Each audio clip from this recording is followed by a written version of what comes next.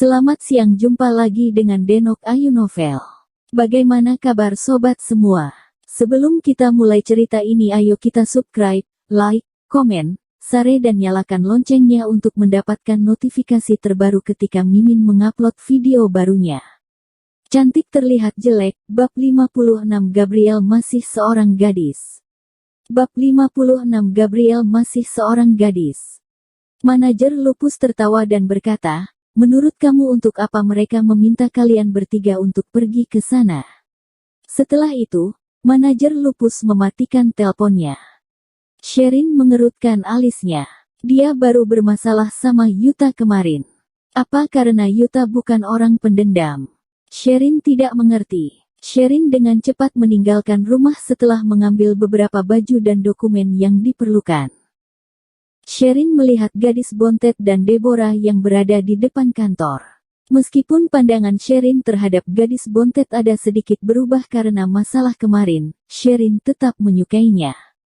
Kalau untuk Deborah, Sherin jarang berinteraksi dengannya kecuali masalah menata rias untuk Gabriel kemarin. Tetapi yang jelas, wanita ini membenci Sherin.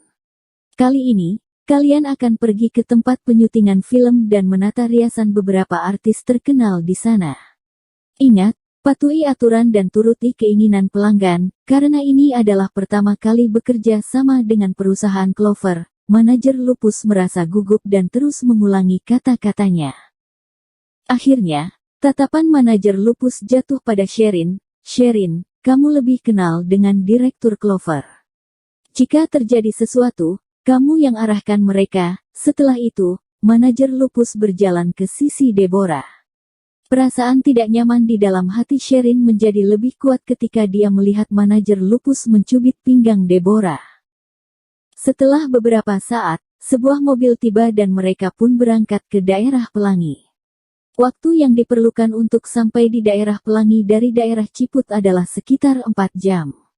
Setelah sampai, mereka bertiga pun berkunjung ke tempat penyutingan film.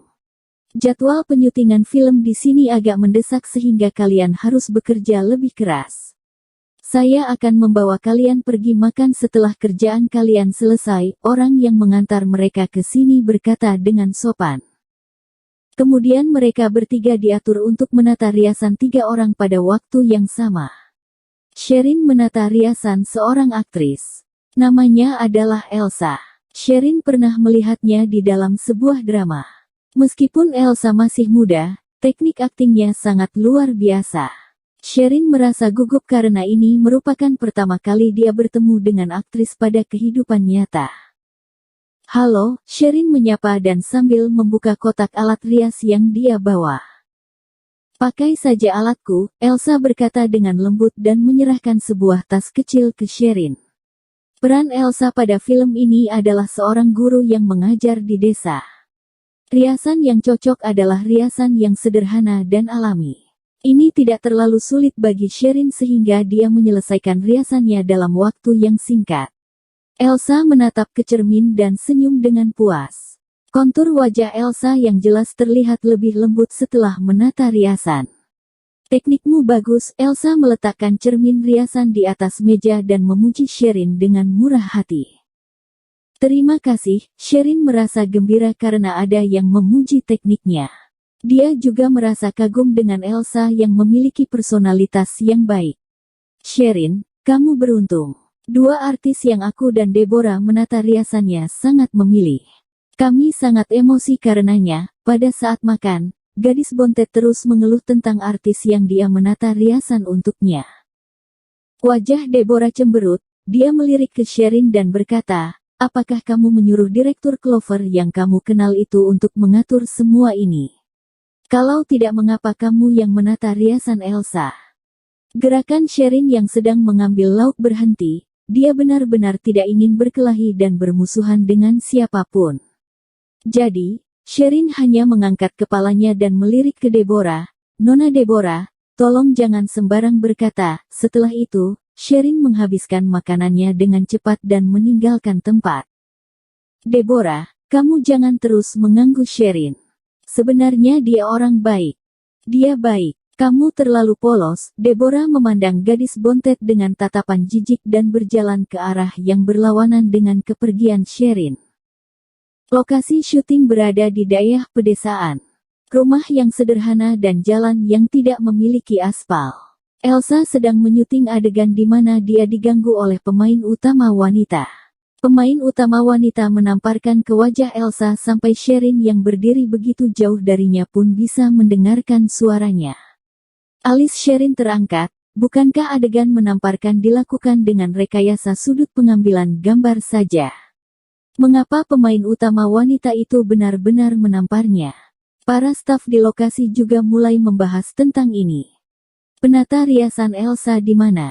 Sherin tiba-tiba mendengar ada yang memanggilnya dan segera mendekati. Pria yang duduk di depan mesin pengawas menunjukkan jarinya ke Elsa dan berkata, tambahkan sedikit riasan pada wajah Elsa.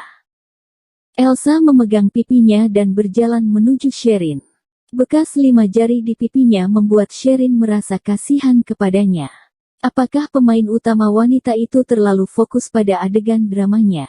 Sampai dia bisa menamparkan Elsa dengan kuat. Apakah kamu baik-baik saja? Sherin bertanya. Elsa mengangguk, tetapi Sherin melihat air mata di matanya. Sherin merasa kesan, semua pekerjaan memiliki kesusahannya. Elsa, mengapa kamu tidak menghindari wanita itu? Seseorang yang tampak seperti asisten datang dengan membawa handuk. Ayo, cepat oleskan handuk dingin ini ke pipimu.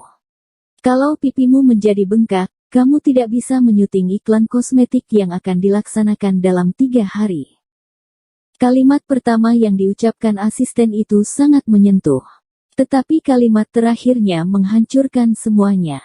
Sherin merasa kesal dan melihat ke Elsa, dia hanya terus menundukkan kepalanya dan meletakkan handuk dingin ke mukanya. Kak, bolehkah kamu membantu aku untuk menolak iklan itu? Aku merasa tidak enak badan beberapa hari ini, Elsa berkata dengan lembut. Ekspresi orang yang Elsa panggil kakak itu menjadi berat. Elsa, itu adalah iklan Ningga Group. Kamu yakin mau menolaknya? Ningga Group adalah grup perusahaan Devan ***. Mendengar kata Ningga Group, Sherin langsung teringat Devan. Dia sudah bertunangan dengan Gabriel. Aku tidak bisa membuat apa-apa lagi walaupun aku mencari kesempatan untuk bertemu dengannya. Sudah bertunangan. Sudah pasti orang yang dikatakan mereka adalah Devan. Sherin tiba-tiba teringat dengan kata-kata Simon. Apakah Elsa termasuk salah satu wanita yang Devan membelikannya banyak barang? Elsa, Gabriel belum tentu jadi menikah dengan Devan. Temanku yang bekerja di konsultan kecantikan berkata Gabriel sering pergi ke sana. Temanku berkata Gabriel masih perawan sampai sekarang meskipun dia sudah bersama Devan selama bertahun-tahun. Jelas, Devan pasti tidak menyukainya. Kalau tidak, anak mereka pun sudah dilahirkan dan sudah bisa lari. Sherin melihat ke Elsa. Wanita ini menyukai Devan. Dan sepertinya bukan hanya sekedar menyukai. Tetapi, Sherin merasa terkejut ketika dia mendengar Devan belum tinggal bersama dengan Gabriel. Pada saat itu, ponsel Sherin berdering. Dia menganggukkan kepada Elsa dan izin keluar dari ruangan. Nomor yang menelponnya adalah nomor asing. Tetapi, Sherin tahu siapa orangnya. Kamu di mana? Mengapa kamu tidak berada di kantor? Alis Sherin terangkat. Mengapa kamu tahu aku tidak berada di kantor? Jangan-jangan pria ini menyuruh orang untuk mengawasnya. Kamu belum menjawab pertanyaanku. Kamu di mana? Bersambung. Terima kasih kepada kalian yang telah menonton video ini. Jangan lupa tekan tombol subscribe-nya dan nyalakan notifikasinya untuk mendapatkan video-video seru lainnya dari Denok Ayu Novel.